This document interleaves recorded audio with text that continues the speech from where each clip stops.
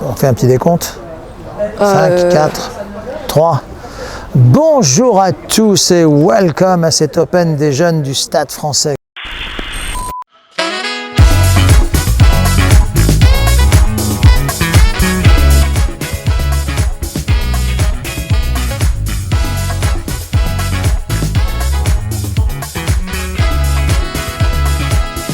Je pensais avoir ce plaisir. Excusez-moi Nelson, Oui. Qu'est-ce que vous faites? C'est pas vous le présentateur de l'Open Stade français normalement? On m'a dit que non, c'est pas moi. Bref.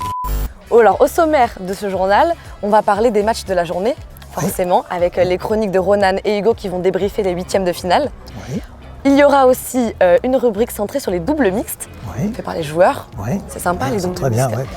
Et Double mix, c'est très bien parce qu'autrefois on en parlait beaucoup plus qu'aujourd'hui, donc c'est très bien d'y jeter un éclairage. Oui. c'est ça, et puis de jouer à cet âge-là, de se prêter à ce jeu dès 14 ans. On va voir ce que ça donne en tout cas dans le journal. Et puis, on finira ce journal avec un atelier pâtisserie. Les joueurs vont cuisiner avec les étudiants de l'école du CAS. Des sacrés petits gâteaux. J'espère que vous m'invitez là. Bien sûr, on va les goûter ensemble. Je déguste, je me réjouis à l'avance. Bon, en tout cas, merci beaucoup. Bon, allez, place au tableau des filles avec Ronan. Direction les quarts de finale, ça y est, on a passé la moitié de la semaine ici à la Faisanderie. Elles ne sont plus que 8 en course. Des têtes de série sont tombées, quel sort a été réservé à nos Françaises? Le débrief, c'est parti. Elle affrontait la tête de série numéro 10, Elisa Rohrbach. La Tunisienne Sarah Hattig a disposé de la Française en 3-7 et presque 3 heures de jeu. 6-4, 4-6, 6-4. Elle file en quart de finale et nous a livré son ressenti après un match acharné et a même livré un petit mot à son idole, Ons Jabeur.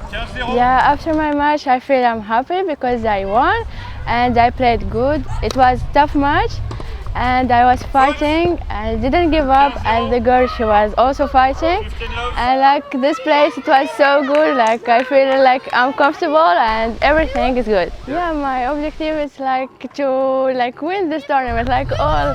But like I know it's not easy, but I will fight. Like there is like Alcaraz, Ons, like this is my goals. Like I'm so happy that I played this tournament because like I can't believe that I won the some matches here.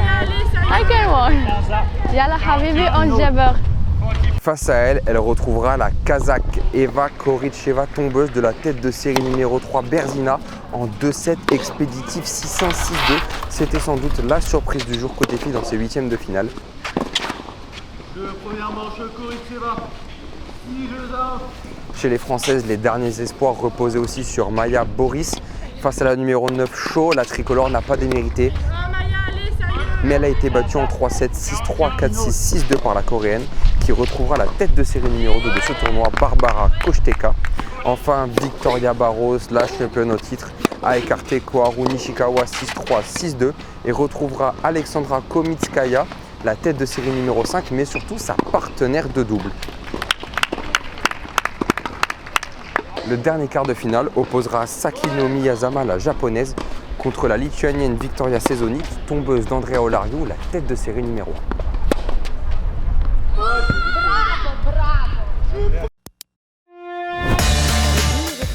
Aujourd'hui avec Jacques Laurent, l'organisateur des tournois double mixte qui sont derrière nous, qui se tiennent actuellement derrière nous. Je voulais savoir déjà quel était l'intérêt d'organiser des tournois double mixte pendant un tournoi junior comme celui de l'Open Stade français. Alors disons que ce genre d'événement, d'épreuve, c'est quelque chose que l'on a mis en place depuis 15 ans. Et tout simplement pourquoi? Parce que on veut mélanger les genres. C'est la politique aussi de l'UNESCO, que les jeunes garçons et filles se rencontrent, s'apprécient. Voilà, donc c'est une occasion, ça fait partie en fait des ateliers qu'on met en place. Donc nous nous retrouvons aujourd'hui avec un duo. What's your name? Harita, And where do you come from? India. Taki, And where do you come from? Australia. Et ils ont joué tous les deux le double mixte, donc on va leur poser des questions sur comment ils ont vécu ça. Pour commencer, est-ce que tu as dû adapter ton jeu? Qu'est-ce qui change quand on joue avec une personne du sexe opposé? Well, they have a different play style and it's a bit more different than playing with another guy.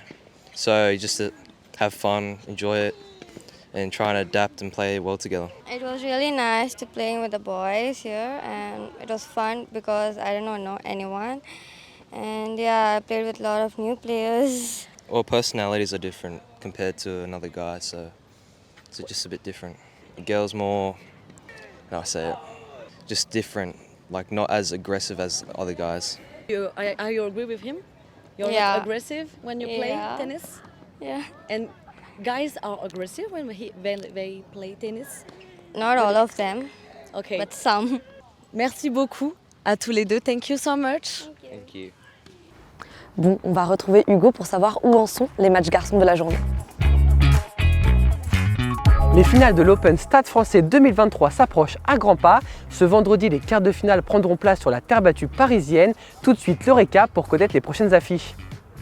Deux Français ont réussi à se qualifier. Daniel Jad était opposé à son ami et compatriote Andrea Baudel. Au terme d'un match intense, le champion des 13-14 ans a écœuré le gaucher. Il s'est imposé 6-1, 6-2. Il retrouvera au prochain tour le japonais Motoharu Abe.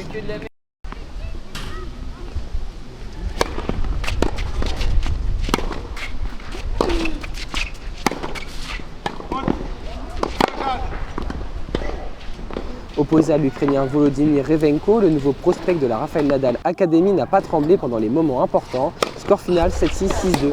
Après la rencontre, il nous a fait part de son excitation à l'idée de jouer Daniel Jad.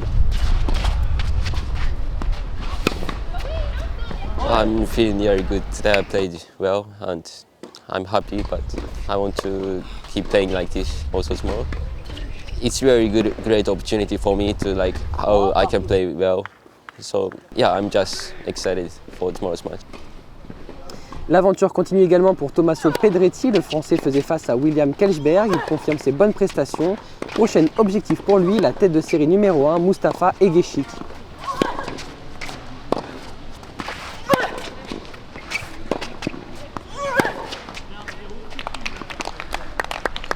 Jordanis est aussi qualifié. L'Américain a expédié la tête de série numéro 11, Frolov, en 1h46 de jeu, 6-4, 6-4. Enfin, l'Allemand Eric Müller poursuit sa route, toujours aussi efficace. La tête de série numéro 4 n'a toujours pas concédé le moindre set, 6-1, 6-3. Il affrontera l'Américain Michael Antonius. Et Hugo, t'attends quoi là? Bah, j'attends les quarts de finale. Il n'y a plus personne, c'est demain. Bah alors rendez-vous demain pour connaître le dernier carré avant les finales à Roland-Garros ce dimanche. Donc nous sommes avec le chef Julien qui a préparé un petit atelier pour les joueurs de l'Open Stade Français.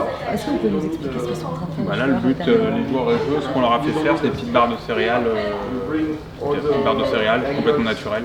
Donc c'est à base de dattes, à base de coco, que des produits avec une glycémie basse. Et donc ça leur permet d'en manger beaucoup et de pouvoir faire leur match de tennis sans problème. Oui, parce que finalement il y a un lien entre la cuisine et le tennis, c'est avoir une bonne hygiène de vie, bien manger. C'est important pour vous de leur montrer les bons produits Bah oui, parce qu'on a tendance à vite partir sur des produits très sucrés, avec des produits pas naturels, très transformés, alors que plus ils mangeront ce genre de choses, mieux meilleurs ils seront. On va dire. Alors le but c'est pas de le déguster chez eux, c'est d'écouter entre les matchs. Alors on a une énergie pendant le match. D'accord, alors c'est un peu un petit produit énergétique qui va leur permettre de faire la différence sur un match. Si demain ils sont meilleurs, c'est normal s'ils ont mangé ça. Ok, bah écoutez, merci beaucoup. On va retourner voir les matchs. Merci beaucoup. Merci. Et on conclut ce journal de l'Open Stade Français avec un duo mythique, Montfort-Candeloro. Et puis puisque vous êtes là, messieurs, on va le finir à votre manière. Ça vous dit? Vous avez peur de rien, vous?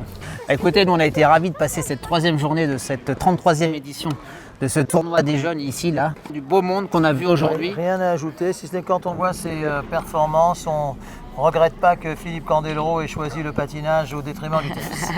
Ouais, enfin moi je regrette pour mon portefeuille. Et puis moi je vous dis à demain à la même heure pour un autre journal de l'Open Stade Français. Puis venez voir ces jeunes qui tapent vraiment du tonnerre de Dieu.